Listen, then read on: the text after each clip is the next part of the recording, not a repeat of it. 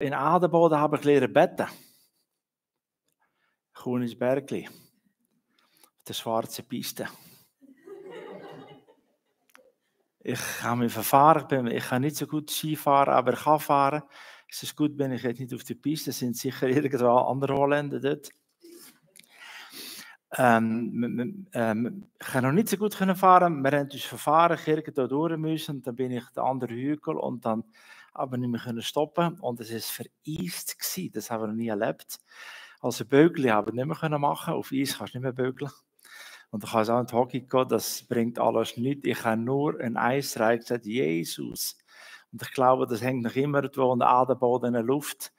Und da bin ich gelandet an einem Baum. Und da sieht man, so wie ich jetzt ausschaue, das wegen dem Baum. Eigentlich wäre es noch schöner, aber ich bin wirklich angehalten. Und mein Gott, hey, ich habe so laut Jesus geschrauen. Du. Er muss mich retten, aber ich muss trotzdem runter. Das war echt schlimm.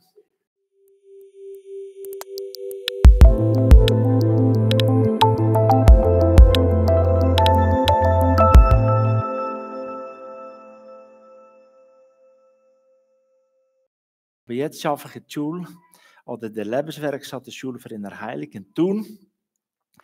Ich habe Innerheilig enorm auf dem Herzen. Weil ich gemerkt habe, dass ganz viele Leute, die wirklich von ganzem Herzen mit Jesus, mit dem Vater, mit dem Heiligen Geist unterwegs sind, manchmal wie soll ich sagen, wie ein bisschen Problem haben, Gott zu vertrauen, Gott als ein liebevoller Vater anzuschauen. Und du hast einen interessanten Satz gesagt heute Morgen, wenn du nicht versöhnt bist mit deiner Vergangenheit, und wie geht es weiter? Ohne Versöhnung beherrscht die Vergangenheit und Zukunft. Boah, also das heisst, wenn Sachen aus der Vergangenheit können uns bremsen, einfach vorwärts zu gehen. Und dann tue ich das kurz erklären, warum, aber nicht zu lang. Und dann wir predigen. Also ich bin in einer Grossfamilie aufgewachsen mit 11 Kindern. Super, das ist so schön. Ist nicht schön. Ich bin Nummer 8 gewesen. Yes, ich bin da. 7 Buben, 4 Mädchen. Gläubige Eltern, aber nicht gläubig im Sinne von wiedergeboren. Wir sind in die Kirche gegangen, wir haben in der Bibel gelesen, wir haben alles gemacht. Aber mein Vater war überfordert mit 11 Kindern. Buben haben immer gestritten. Wieso tun Buben immer streiten? Nein, Mädchen machen das auch, oder? Wir haben gestritten miteinander, der Vater war überfordert, hat uns zusammengenommen, Hosen gehört dafür oder eine flache Hand und hat es versohlt. Na, das ist doch schön. Ein liebevoller Vater, dann hat man so einen Eindruck, wie Gott auch könnte sein. Und wenn das über längere Zeit geht, dann geht es einem nicht mehr gut. Vielleicht sitzt du heute Morgen da und sagst, ja, das kenne ich. Bist auch versohlt worden. Wer ist versohlt worden von daheim? Ehrlich. Boah, hey, super, ja. Wie geht es dir heute? Geht es dir gut?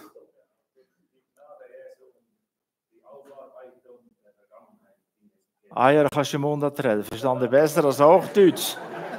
Ich habe heute Morgen auch gefragt, hast du Hochdeutsch wegen mir geredet? Aber ich verstehe kein Hochdeutsch. Ich musste Hochdeutsch lernen, damit ich Mundart reden. Meine Frau ist Schweizerin, ist eine Baslerin. Darum bin ich überhaupt in der Schweiz. Nein, aber das sind einfach die Prägungen von der Vergangenheit, wenn es über längere Zeit geht. Und ich habe enorm gelitten. Enorm gelitten. Ich habe mich wie nicht entwickelt, ich habe gestackelt, ich habe die Hose gemacht bis 12. Das ist eine richtige Angstkultur. Und dass ich jetzt da vorne stand und kann reden, ohne zu stackeln, das ist Gnade. Das ist Aufarbeitung. Aber das ist auch noch schmerzhaft. Die Ausarbeitung. Ich habe meinen Vater angefangen zu hassen. Können Sie das vorstellen? Kannst du dir das vorstellen, wenn der Vater dich versohlt? Dann sagst du, ja, da habe ich einen lieben Papi, er ist nichts, oder? Kannst du dir vorstellen, dass da noch andere Emotionen vorkommen? Ja, man sollte nicht, oder? In der Bibel steht, muss der Vater und Mutter ehren. Ja, aber in der Bibel steht auch, man soll das Kind nicht zum Zorn führen, oder? So, die Eltern haben auch eine Aufgabe. Also meine Eltern haben alles viel Gutes gemacht. Super, aber es war nicht alles gut gewesen. Ich habe viel mehr gebraucht. Meine Eltern haben nie gesagt, Michael, wir lieben dich. Nie einmal. Die haben mich nie in die Arme genommen. Wir leben jetzt in einer anderen Kultur, wie junge Eltern ganz anders mit Kindern umgehen. Oder Christine, was du gesagt hast, hat der Vater da am Kinski, das müssen wir gerade filmen. Das wäre für ein Innerheilungsseminar. Wäre das so schön. Aber der Vater hat es wie gelehrt, auf den Bub einzugehen. Aber eben, was du in der Vergangenheit erlebt hast, das kann, muss nicht, wir sind unterschiedlich gestrickt, kann das uns bremsen. Gut, ich habe viel dürfen Heilige fahren und ich liebe es, mit Leuten unterwegs zu sein, die auch ein wenig kaputt sind. Und die das Lieben, zu helfen, Gespräche, beten, Sachen anschauen, auch aussprechen. Und darum bin ich in der Schule Freilich und darum bin ich auch heute Morgen da. Also, ich möchte mit euch eine Geschichte anschauen und vielleicht denkst du, oh, jetzt sind wir wieder in der Sonntagsschule, die Geschichte kennen wir, vom verlorenen Sohn. Eigentlich sind es 2 verlorene Söhne. Ich weiß nicht, ob man die Überschrift müsste ändern, aber wir fangen jetzt erstmal kurz an beim ersten Sohn. Wenn die halbe Stunde vorbei ist, dann musst du einfach rufen und dann probiere ich ein Ende zu finden. Nein, ich mache es nicht zu lang. Okay. Lukas 15, Vers 11, folgende. Und er sprach, ein Mensch hatte 2 Söhne, und der Jüngere von ihnen sprach zu dem Vater, gib mir, Vater, das Erbteil, das mir zusteht. Und er teilte Hab und Gut unter sie, und nicht lange danach sammelte der jüngste Sohn alles zusammen und zog in ein fernes Land, und dort brachte er sein Erbteil durch mit Prassen. Als er nun all das Seine verbraucht hatte, kam eine große Hungersnot über jenes Land, und er fing an zu darben und ging hin und hängte sich an einen Bürger jenes Landes, der schickte ihn auf seinen Acker, die Säue zu hüten. Und er begehrte seinen Bauch zu füllen mit den Schoten, die die Säue fraßen. Und niemand gab sie ihm. Und da ging er in sich und sprach, wie viele Tagelöhner hat mein Vater, die Brot in Fülle haben, und ich verderbe hier im Hunger. Ich will mich aufmachen und zu meinem Vater gehen und zu ihm sagen, Vater, ich habe gesündigt gegen den Himmel und vor dir. Ich bin hinfort nicht mehr wert, dass ich dein Sohn heiße, mache mich zu einem deiner Tagelöhner. Und er machte sich auf und kam zu seinem Vater. Und als er aber noch weit entfernt war, sah ihn sein Vater und es jammerte ihn. Er lief und fiel ihm um den Hals und küsste ihn. Der Sohn aber sprach zu ihm, Vater, ich habe gesündigt gegen den Himmel und vor dir. Ich bin hinfort nicht mehr wert, dass ich dein Sohn heiße. Aber der Vater sprach zu seinem Knechten, bring schnell das beste Gewand und zieht es ihm an, gib ihm einen Ring an seine Hand und Schuhe an seine Füße und bring das gemästete Kalb und schlachtet es. Lass uns essen und fröhlich sein, denn dieser, mein Sohn, war tot und ist wieder lebendig geworden. Er war verloren und ist wieder gefunden und sie waren fröhlich.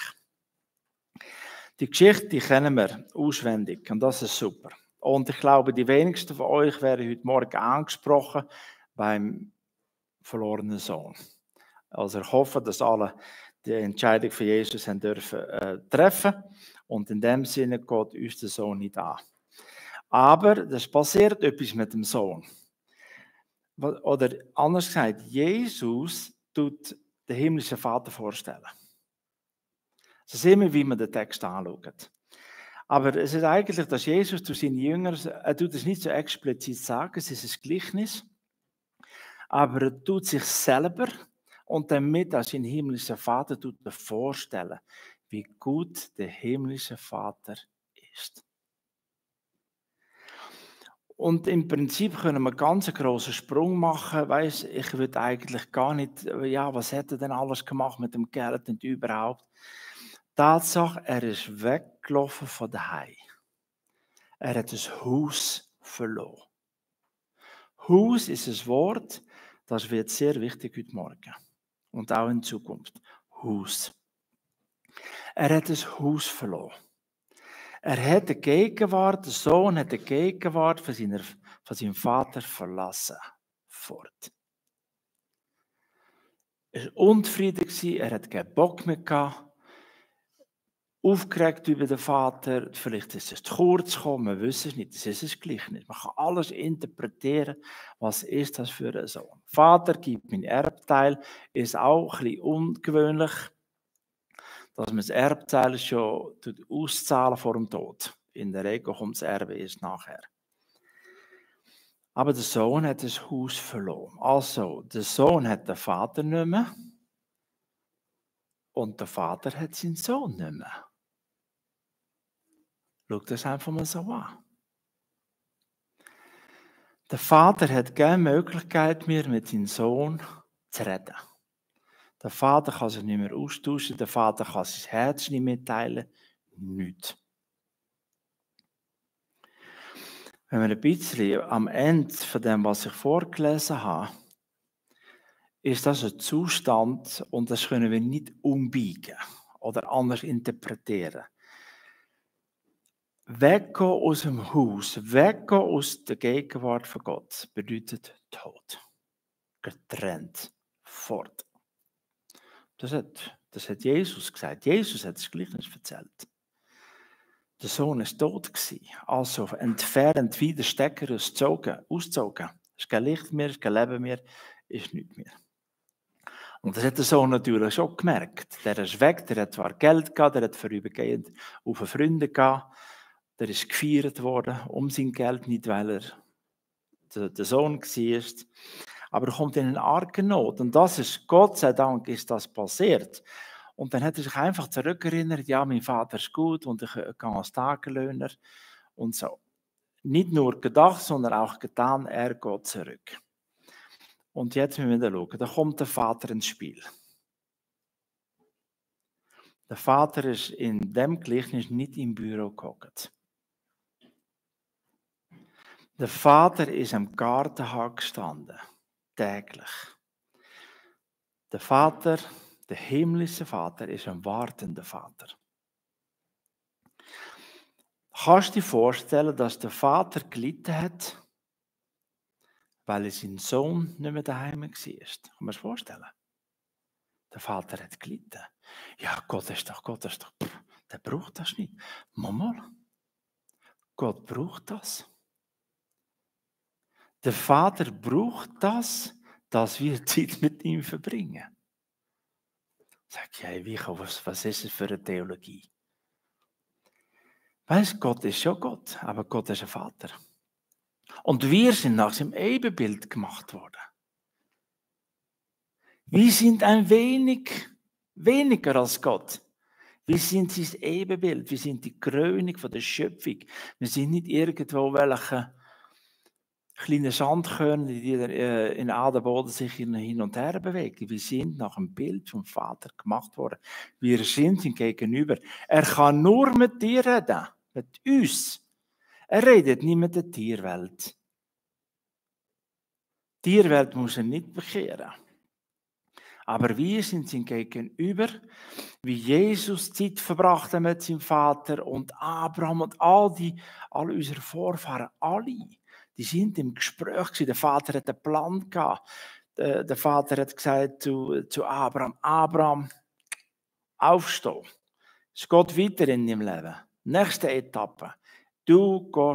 Ich will, dass du auf Kanaan gehst. Abraham hat überlegt, ist in einer Beziehung gestanden mit Gott, aber anders als wir. Aber er hat Gott eine Stimme gehört. Sogar Augustus würde ich sagen. Und er geht. Und Gott hat sich so gefreut über den Gehorsam von Abraham. Gott hat einen Plan gehabt, Gott hat Verbündete gebraucht. Stell dir vor, Abraham wäre nicht gegangen. Er wäre wie nicht hier gehockt. Weil Abraham in dem Plan mit dem Vater mitgelaufen ist es so weit gekommen, wie wir jetzt sind. Aber es geht noch weiter. Verstehst du? Also, ich muss anders sagen, Gott braucht uns nicht.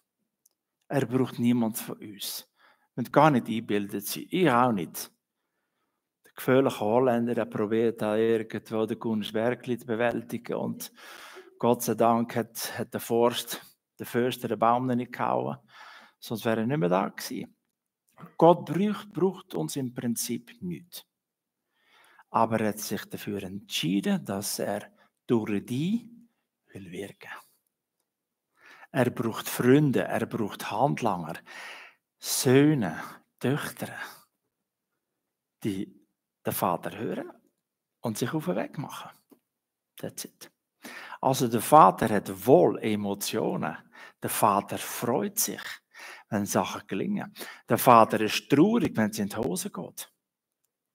Und ich begründe das einfach mit dem, was ich lese, was Jesus gesagt hat. Der Vater steht im Gartenhag und sieht von weitem, dass jemand kommt. Und es ist nicht so, dass da viel Verkehr passiert ist. Er hat fast damit gerechnet, er gehofft, der Sohn kommt heim. Und was macht der Vater? Er fängt an zu rennen. Der ist nicht einfach so beim Gartenhag so, Bursche. Kommst du mal schnell. Nicht von dem. Der Vater rennt.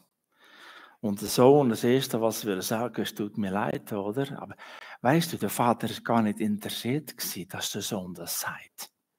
Die Tatsache, dass er schon zurückgekommen ist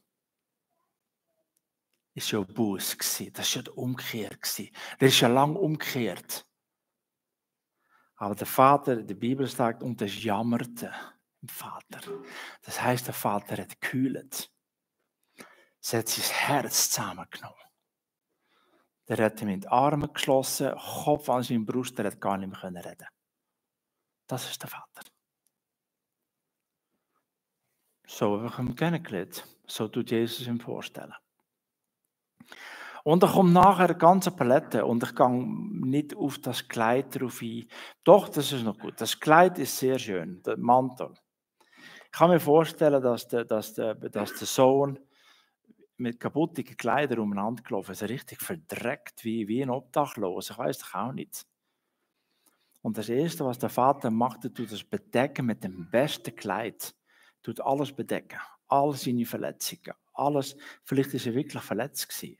Der Vater tut alles bedecken, damit nicht all die Augen schauen können, was er da erlebt. Das ist, was der Vater macht. Er war gar nicht mehr interessiert, was er alles mit dem Geld gemacht hat. Und er gibt ihm noch den Ring. Das heisst, er hat eine Vollmacht wieder bekommen wie vorher. Sagen, du bist mein Sohn, ich brauche keine Sklaven. Du bist mein Sohn und du bleibst mein Sohn. Und dann kommen wir noch die Sandalen.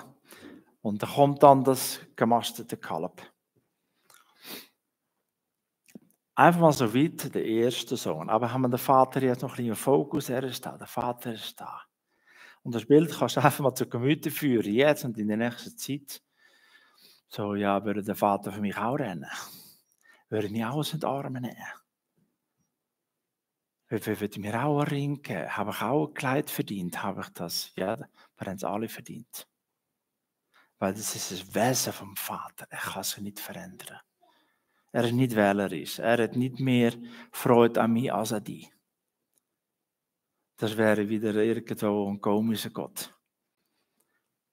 Sein Wesen ist Liebe und Annahme und Vaterschaft. Dann haben wir einen anderen Sohn.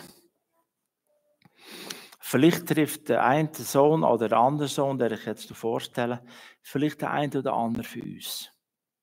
Vielleicht auch nicht. Aber der ältere Sohn war auf dem Feld und als er nahe zum Hause kam, hörte er singen und tanzen und rief zu sich einen der Knechte und fragte, was das wäre. Der aber sagte zu ihm, dein Bruder ist gekommen und dein Vater hat das gemästete Kalb geschlachtet, weil er ihn gesund wieder hat. Da wurde er zornig und wollte nicht hineingehen. Da ging sein Vater heraus und bat ihm. Er antwortete aber und sprach zu seinem Vater, siehe, so viele Jahre diene ich dir und habe dein Gebot nie übertreten. Und du hast mir nie einen Bock gegeben, dass ich mit meinen Freunden fröhlich gewesen wäre. Nun aber, da dieser dein Sohn gekommen ist, der ein Hab und Gut mit Huren verprasst hat, hast du ihm das gemästete Kalb geschlachtet. Er aber sprach zu ihm, mein Sohn, du bist allezeit bei mir und alles, was meines, ist dein. Du solltest aber fröhlich und guten Mutes sein, denn dieser, dein Bruder, war tot und ist wieder lebendig geworden. Er war verloren und ist wieder gefunden. Naja, da haben wir auch noch einen Brocken. Müssen wir kurz anschauen. Also, das ist ein anderer Sohn, der ist daheim geblieben. Der ist nicht weg. Aber ich weiß nicht, was er für eine Beziehung hat mit dem Vater. Aber anscheinend nicht so lustig und nicht so freundlich und nicht so intim. Und das merkt man einfach an seiner Reaktion. Ich weiß nicht, es kann auch durchaus sein, der eine sagt, ja, weißt du, der andere verlorene Sohn, das ist das Volk Israel, das ist der ältere Bruder und der andere ist der jüngere Bruder, sind wir. Mag alles sein, aber das tun wir jetzt mal nicht ein bisschen ausbeindeln. Aber der ältere Bruder bekommt durch einen Knecht die Information, dass die Jüngere wieder da ist und er wurde zornig. Das ist meine Emotion, er wurde so verrückt. So quasi ein ganzes Stück hochgekommen. Weshalb? Weshalb ist so viel hochgekommen? Wieso ist er so gefrustet? Und Jesus tut das nicht so ausführen. Aber der ist völlig ein richtiger, gefrusteter Sohn, der immer treu beim Vater war. Am liebsten wäre er auch ausgebrochen und auch mit dem Geld ab und davon. Aber der ist daheim geblieben, ganz treu. Und er wäre auch eingeladen zu dem Fest, aber verweigert sich, an das Fest zu gehen. Also, aber weil der Vater ein guter Vater ist, hat er nicht nur zum jüngeren Sohn geschaut, sondern er hat auch den anderen Sohn aufgesucht. Der Vater hat das Haus auch wieder verloren und ist auf den Sohn zu. Und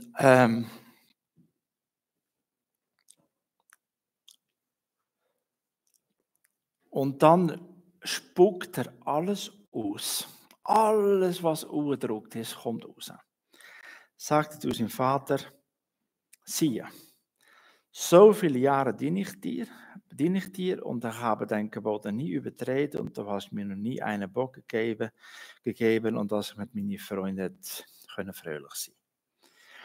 So, das ist einfach mal, ich bin immer bei dir gewesen, ich habe immer geschafft für dich. Und ich gehe wie leer aus. Das kann uns auch passieren. Gerade wenn wir ein bisschen länger, ich bin jetzt auch ein bisschen länger unterwegs mit Jesus, aber ich bin noch nicht so alt als manche ältere Person hier in dem Raum. Aber das kann so, wenn man länger dabei ist, dann kann man wie gefrustet sein. Ja, ich muss immer das machen, immer in der Heiligen und immer muss ich die Stuhl wieder anstellen.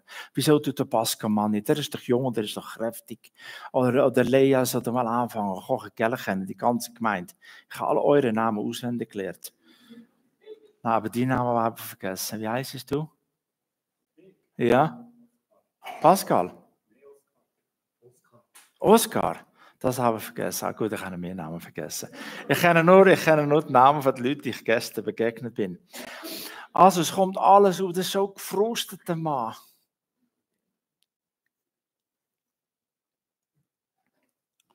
Und dann sagt er zu seinem Vater, und er merkt einfach, wie distanziert er innerlich war zu seinem Bruder. Dieser dein Sohn. Er sagt nicht, ja, mein Bruder ist abgehauen und schau mal, was er angestellt hat. Nein, dieser dein Sohn. Völlige Distanz, so viel Lieblosigkeit. Der ist heimgekommen und er hat das Geld noch verbraucht mit Huren. Ich tue es einfach mal so aus. Weißt, du musst nicht so prostituiert werden. Nein, Hurerei betrieben. Darf ich euch fragen, wieso der ältere Sohn weiß, dass er Hurerei betrieben hat? Ist er wie gewesen? Wieso spuckt er das aus? Weil er in seinem Herz gewünscht hat, dass er es gleich machen konnte wie sein jüngerer Bruder. Sonst würde er das nicht sagen. Er hat das wie ausgemalt. Aber es wird nirgendwo, niemand hat vorher etwas gesagt. Auch der Vater hat es nicht erwähnt. Der Vater hat nicht gesagt, du, was hast du mit dem Geld gemacht? Gell? Bist du bei der Prostituierte gewesen? Pfui, hast du Alkohol getrunken? Das wird gar nicht erwähnt. Der Vater ist nicht so interessiert am Inhalt, was wir alles falsch gemacht haben. Er ist interessiert, dass wir zurückkommen. Er tut das schon heilen. Er tut das dann schon anschauen mit uns. Aber er hat einfach mit der Hure das Geld verbracht. Und dann ist es gemessen, der Gallup und ich bin leer ausgegangen. Du hast mir nie einen Bock gegeben. Und dann kommt Jesus zu einem Punkt, oder ein Vater in dieser Geschichte, er ist entsetzt. Wo er vorher noch gejammert hat, oder gejammert weiss, wo er über den verlorenen Sohn so betroffen war, ist sie jetzt wie so, auch das noch. Völlig perplex.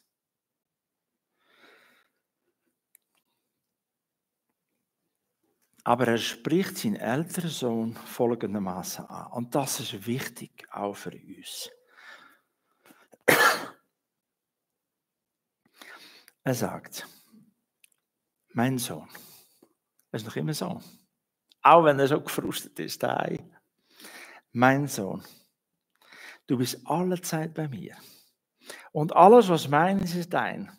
Du solltest fröhlich sein. Denn dieser, dein Bruder, und wo der andere gesagt hat, ja, dein Sohn ist jetzt wieder zurückgekommen, und er sagt der Vater, dein Bruder ist wieder zurückgekommen. Du sollst fröhlich sein. Alles Sohn, alles, was mies ist, ist dies. Ich muss einfach mal vorstellen, dass der himmlische Vater jetzt zu dir sagt, und es ist ja so, alles, was der Vater im Himmel hat, in seinem Reich, das gehört uns. Das gehört dir. Wir haben den Zugriff. Aber wir können natürlich leer ausgehen und immer das Gefühl, ja, weißt du, bei Gott kriegt man nichts. Daheim habe ich früher auch nicht bekommen. Gehen leer aus. Der Vater sagt zu deinem Sohn, du kannst immer den Kühlschrank aufmachen. Du hast aus dem Vieh, kannst immer ein Fest machen. Aber der hat wie ein weißes Herz gehabt.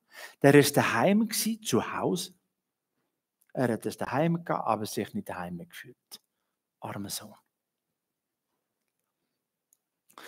Weißt du, das ist eine Einladung für Jesus. Er hat es zwar seinen Jüngern gesagt, aber solche Worte gehen einfach weiter bis auf den heutigen Tag. Hier in Teilseme, zu Vico, zu dir, zu Oskar, Lea, Pascal, wer kenne ich noch? Ich kenne niemand mehr. Christoph kenne ich noch. Weißt du, der Vater sagt, was mies ist, ist dies. Holz. Wir sind sein Ebenbild. Er ist unser Vater. Und wir sind alle Töchter und Söhne. Habt ihr das gewusst? Ich tue eine ganz provokative Sache sagen. Und da kann jemand einen Stein nehmen und mir einen an den Kopf und dann werde ich abtransportiert. Aber ihr müsst mein Herz verstehen. Im Himmel, Christine, hat es keine Christen. Im Himmel hat es keine Christen. Habt ihr es gehört? Im Himmel hat es keine Christen. Oh, das hätte ich auch gesagt. Im Himmel haben wir Töchter und Söhne. Warum? Weil der Vater im Himmel ist. Es ist noch ein Unterschied. Es gibt ja Christen, aber machen, was sie wollen.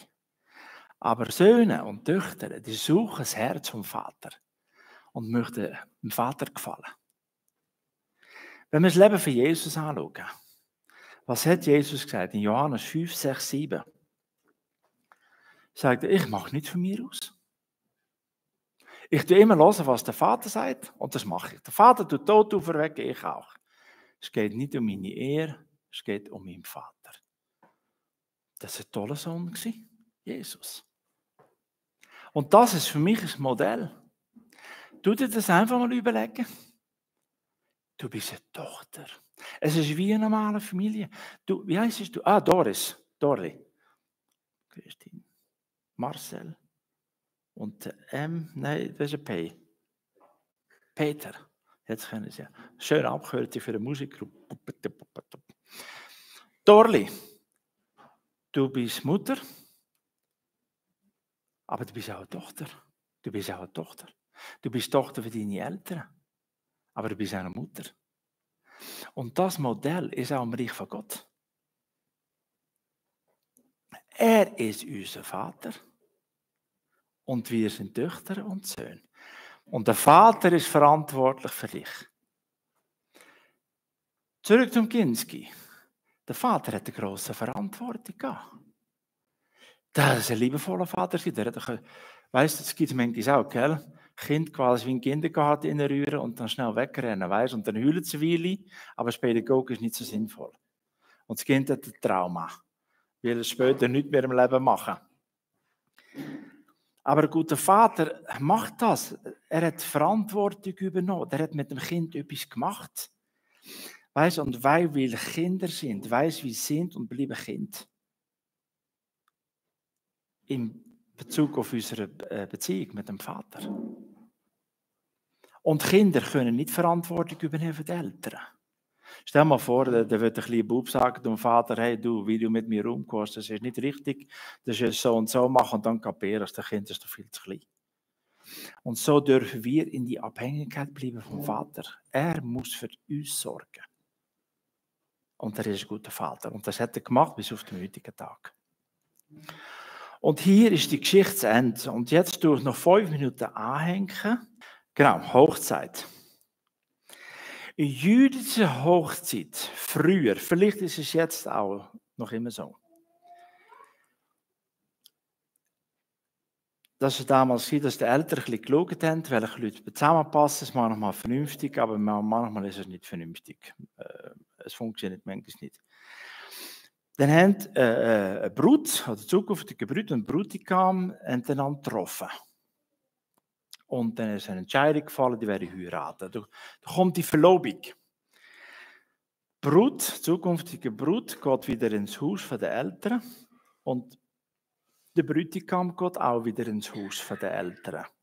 Aber was der Bräutigam anfängt zu machen, ist ein Haus bauen, ein Nest. Für seine zukünftige Brut. In dieser Zeit zwischen der Verlobung und der Hochzeit tut der Bräutigam seine Brut ein Geschenk schicken. Damit die Brut, ja, weißt, die Brut denkt, hoffentlich läuft er nicht davon und findet jemand anderen im Nachbarsdorf oder überhaupt. Ja, das kann passieren, oder? Aber der Bräutigam hat ein Geschenk geschickt. So, hey, es ist ernst, ich komme dich holen. Und dann ist er an der Hochzeit gekommen und dann hat er seine Brut geholt. Und dann ins Haus ist er gewohnt, was er vorbereitet hat. Aber der Bräutigam hat nicht einfach dürfen gehen. Der Vater vom Bräutigam hat dem Sohn gesagt, jetzt ist die Zeit reif, das Haus ist bereit, hol deine Brut. Er ist nicht für sich, ja, weißt du, wer möchte jetzt mal heiraten und ein bisschen rumknutschen mit meiner Brut und so. Ja, das ist doch schön, oder? Nein, der Vater hat gesagt, jetzt kannst du gehen. Musst du das Bild von der Hochzeit musst du transportieren aufs Reich von Gott. Was in einer Hochzeit abläuft, das ist genau, wo wir jetzt wie sind in dieser Phase. Wir wissen, dass Jesus zurückkommt.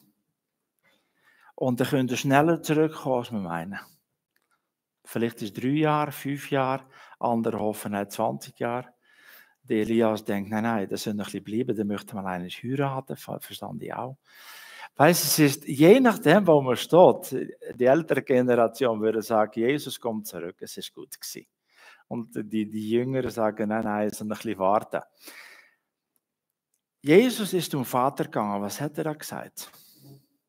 Ich gehe hin in Johannes 14 und ich tue eine Wohnung für euch vorbereiten.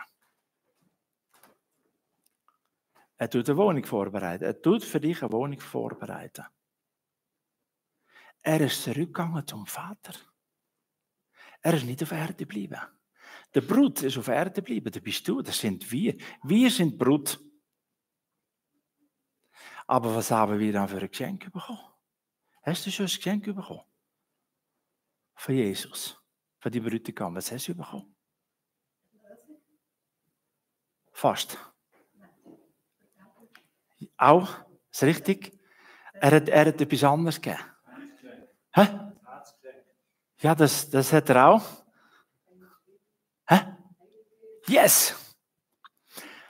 Der Heilige Geist hat er gegeben. In Epheserbrief, 1. Kapitel, da wird geredet vom Unterpfand. Unterpfand.